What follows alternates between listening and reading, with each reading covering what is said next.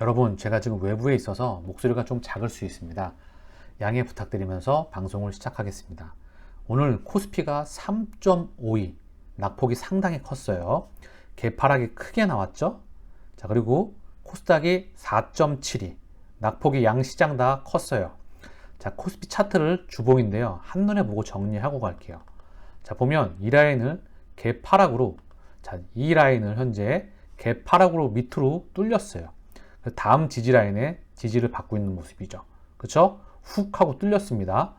연준에 대한 FOMC가 며칠 안 남았기 때문에 연준에 대한 물가 상승이 가팔라서 긴축의 속도가 빨라질 거야. 0.5% 상승은 당연하고 0.75, 더 나아가 다음번 7월 FOMC여도 긴축의 속도를 굉장히 가속화시키고 자산 긴축도, 자산에 대한 축소도 굉장히 빨리 진행할 수 있을 거야 라고 하면서 시장이 지금 굉장히 많이 빠졌어요. 이 하락폭에는 우크라이나 이슈로 인해서, 우크라이나 당연하겠죠. 원자재에 대한 수급이 차단되니까 당연히 원자재 가격은 급등할 수밖에 없겠죠. 중국이 봉쇄가 됐죠. 그쵸? 중국이 봉쇄가 되니까 전 세계 공장이라고 하는 중국의 공장이 멈춰서니까 물가가 급등할 수밖에 없겠죠. 그리고 코로나 팬데믹으로 인해서 사실 지난 10년간 전 세계는 환율 전쟁을 해왔습니다. 그래서 물가 2%, 연준이 4조 5천억 달러에 달하는 천문학적인 돈을 찍어냈음에도 불구하고 물가 2%로 맞추는 게 너무 힘들었어요. 그러나 코로나 팬데믹 이후에 바로 얼마 지나지 않아 소비자 물가 상승률이 9%에 가까워졌습니다. 약 9%. 엄청난 부분이죠. 저는 의도적인 부분이 상당히 센 부분이라 생각을 해요. 그래서 이 부분도 보면 아시겠지만 공급에 대한 조정으로서 인플레이션이 일어나고 있다는 부분이죠. 수요는 일정한데. 그래서 인플레이션 속도가 좀 완화될 때, 이 부분은 우크라이나에 대한 이슈가 종식될 때, 그쵸? 전면적으로 좀 돌아나갈 때. 중요한 건 FOMC에서 연준의 긴축의 스탠스가, 금리에 대한 전환에 대한 스탠스가 바뀌어 나갈 때 시장이 돌아나갈 수 있을 것이라 생각합니다. 자, 삼성전자가 오늘 2.66% 하락했는데요. 시장이 급락했다 보니까 전반적으로 시장을 한번 체킹하고 가야 될 것 같아요. 자, 요 라인의 지지를 딱 받았어요. 지난 전고점, 요 라인이죠. 2020년도의 고점 라인의 지지를 딱 하고 받았다. 중요한 건 삼성전자도 거래량이 동반되면서 슈팅이 제대로 나왔죠. 그 물량 다소화했어요. 이제. 그쵸? 이제 기간 조정을 거쳐서 시장의 변동성은 지금 나오고 있는 부분이기 때문에 어느 정도 이 시기가 지나가고 나고 연준의 스탠스가 정해지고 나면 돌아나갈 시기를 이제는 기다려야 될 것 같다. 물가 상승의 속도가 완화되는 그 시점, 그 시점에 맞춰서 연준의 스탠스가 중요합니다. 오늘 셀트리온이 0.63 하락 마감했어요. 시장이 폭락했는데도 불구하고 나름 선방했습니다. 분봉으로 보더라도 지금 1분봉이거든요. 좀 확대를 해서 볼게요. 자, 그쵸? 계속 선방권에 있었어요. 하루 종일. 자, 시장의 흐름이 이렇게 박살났는데도 불구하고 셀트리온은 그동안에 미리 먼저 빠져 있었다. 제가 어제 말씀드렸던 골드만, JP, 모건, 메릴린치, CT, 한화, 신한 한 달 기준으로 이들의 수급이 순매수로 100만 주 이상, 110만 주 이상 들어왔었다. 더불어 오늘도 JP모건, 골드만, CS가 현재 들어오고 있습니다. 주가가 바닥권에서 이쪽에서 손바뀜이 일어나고 있으리라 생각합니다. 기업 가치는 계속 성장하고 있고 숫자를 찍어내는 부분은 확실성의 영역에 있으며 합병을 시차를 앞두고 있습니다. 주가가 가지 말라 그래도 시점이 되면 갈 수밖에 없는 셀트리온이죠. 그래서 손바뀜이 안 나올 수가 없겠죠. 차분하게 우리의 시간을 기다리면 된다고 생각합니다. 셀트리온의 수급인데요. 외국인과 기관계 창고를 통해서 쌍끌이가 들어왔어요. 외국인 창고를 통해서 13만 5천 주가 들어왔습니다. JP모건, 골드만, CS를 통해서 오늘도 변함없이 들어왔다는 것을 우리는 방금 확인하였습니다. 더불어서 셀트리온의 공매도 누적 잔고가 343만 주, 다시 한번 줄었어요. 공매도 누적 잔고는 역사상 최저 수준에 있다. 신용 잔고도 역사상 최저 수준에 있다. 그리고 주가도 굉장히 바닥 수준에 있다. 그쵸? 그러면서 손바뀜이 일어나가고 있다. 의미하는 바가 작지 않다. 우리의 시간을 묵묵히 기다리면 결국은 도착합니다. 흡입형 레퀴노라, 루마니아 이제 승인 나면 어느 세월에? 셀트리 오은님께서 자료를 남겨주셨습니다. 구글링의 달인이시죠. 흡입형 레퀴노라 루마니아 이제 승인 나면 어느 세월에 허가받고 판매하냐고 불평하신 분들이 많을 겁니다. 루마니아 임상 승인이 공시에 언급된 것처럼 2월 24일에 신청해서 5월 27일에 승인이 났습니다. 생각보다 너무 느리지요. 근데 3개월 정도 소요되는 게 그렇게 느린 게 아닙니다. 아시다시피 4월 11일에 임상 조건도 더 좋게 변경이 되었습니다. 루마니아 임상 심사에서 현재 오미크론 상황들을 보고 임상 환자 모집에 더 수월하도록 임상 조건을 변경한 것이지요. 그럼 동유럽 3국 보스니아, 세르비아, 북마케도니아는 어떻게 되었을까요? 회사 보도자료에는 2월 3일 IND 제출을 완료했다고 발표했습니다.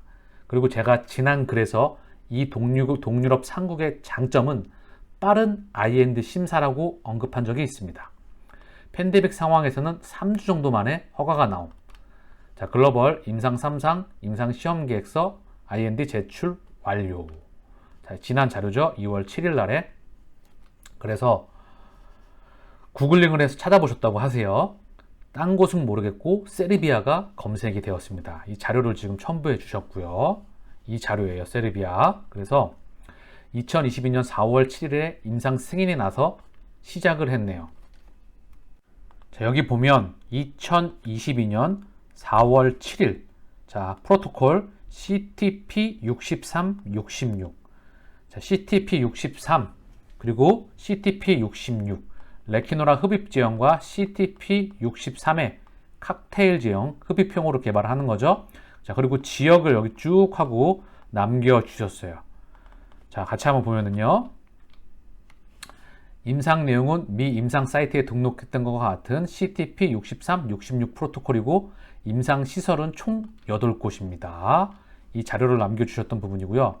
초기 레퀴노라 때는 루마니아에 병상 몇 개 받아서 했었는데 단일 국가에 8곳이라니 대단하네요. 그래서 번역기를 돌려보면 어디 보건소, 감염병 세르비아 대학 임상센터, 전염병 쿠라구 예바쿠 대학 임상센터, 전염병 대학 임상센터, 발레보 종합병원, 그리고 폐질환 및 결핵 전문 베오그라드 연구소, 종합병원 임상센터 총 8곳에서 지금 임상한다는 그런 내용이에요. 4월 7일에 세르비아에서 시작했으면 보스니아와 북마케도니아도 비슷하게 시작했을 겁니다. 그럼 루마니아 임상이 승인된 5월 27일에는 몇 명 정도 투약을 마쳤을까요? 아시겠지만 팬데믹 이후에 전 세계의 임상 정보들은 실시간으로 모두 모니터링할 수 있습니다.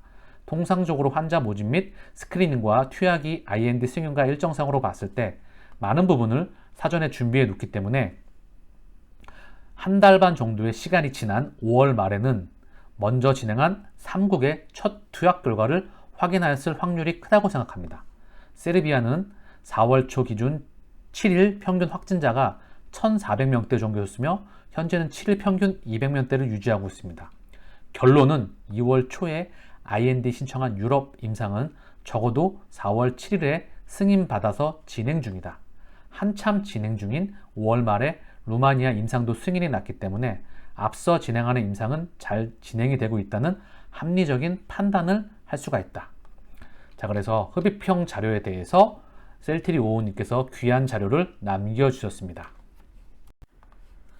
엔데믹, 팬데믹에서 엔데믹으로 가는 부분은 기정사실하죠. 그래서 셀트리온의 또 다른 그런 감염성 질환의 그런 제품이 될 수 있기를 기대해 봅니다.